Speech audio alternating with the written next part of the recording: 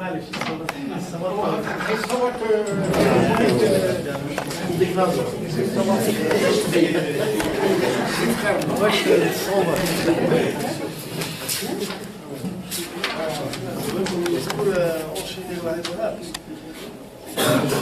c'est un peu dégoûtant.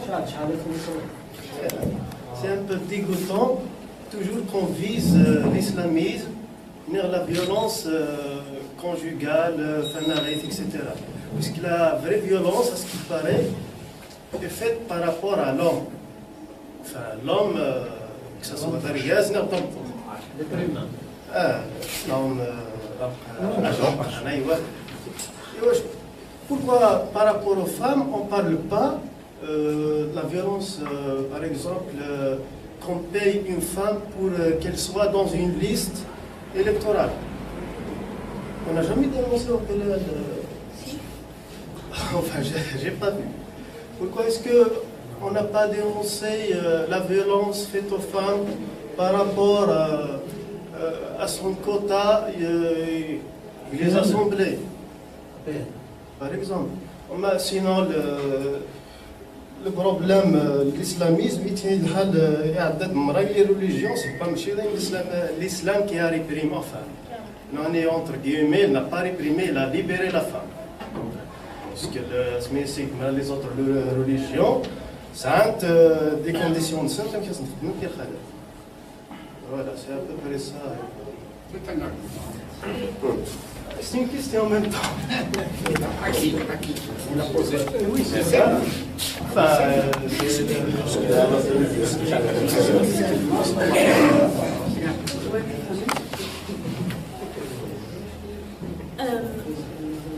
si on revient par rapport au harcèlement de rue, en réalité, certes, il y a des femmes qui mettent le voile juste pour se protéger. J'ai une camarade, elle est constantinoise, normalement elle va arriver dans une minute à l'autre. En principe, j'espère qu'elle arrivera en tous les cas. C'est qu'elle m'a raconté en quelque sorte à Constantine, c'est des quartiers où c'est interdit à une femme de sortir sans hijab. C'est interdit, carrément, quasiment interdit. Être fort, la hijab, c'est genre être fort, tu vas te faire tabasser, il n'y a pas ni ton père ni ta mère qui va dire quoi que ce soit. C'est comme ça. C'est comme ça. Et ça existe encore. Et justement, ces femmes-là, elles portent le voile juste pour se protéger. Mais la question qui se pose vraiment, est-ce que les femmes voilées actuellement en Algérie ou ailleurs ne se font pas harceler? Est-ce que, chose qui est totalement fausse. Parce que tu vas te dire, ah donc ça revient en même, donc si je mets du voile, je ne vais pas me faire ni harceler, ni violenter ou quoi que ce soit. Mais si je m'habille en jean et un t-shirt, donc c'est lui chose qui est fausse. Parce que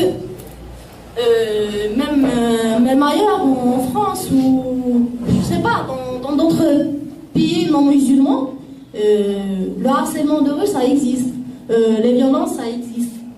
Donc non, c'est pas par rapport. Certes, c'est un moyen dans quelques régions pour sortir, mais en aucun cas était une protection pour voilà, écarter le regard de la personne. Au contraire, une fois, il m'a dit, il y a un homme qui m'a dit, moi, je suis plus curieux de voir ce qui se cache plutôt à l'intérieur du niqab que de voir une femme, habillée en jean et tout ce qui s'ensuit. Donc, voilà, habillée normal. Donc c'est un peu ça. Et si on revient aux religions, en aucun cas on a dit que le christianisme ou encore le judaïsme ou l'islamisme n'a pas opprimé la femme. Toutes les religions, pour moi, quand on dit la religion est l'opium du peuple, même pour la femme, pour moi. Parce que il n'y a aucune religion qui n'a pas cité la femme. C'est pour cela que je vous dis, c'est comme Simone de Beauvoir quand elle a dit il suffit d'une crise politique, économique et religieuse pour que la question de la femme surgisse. Donc c'est ça. Donc c'est comme même actuellement, c'est bientôt la présidentielle et tout le monde a un programme pour la femme.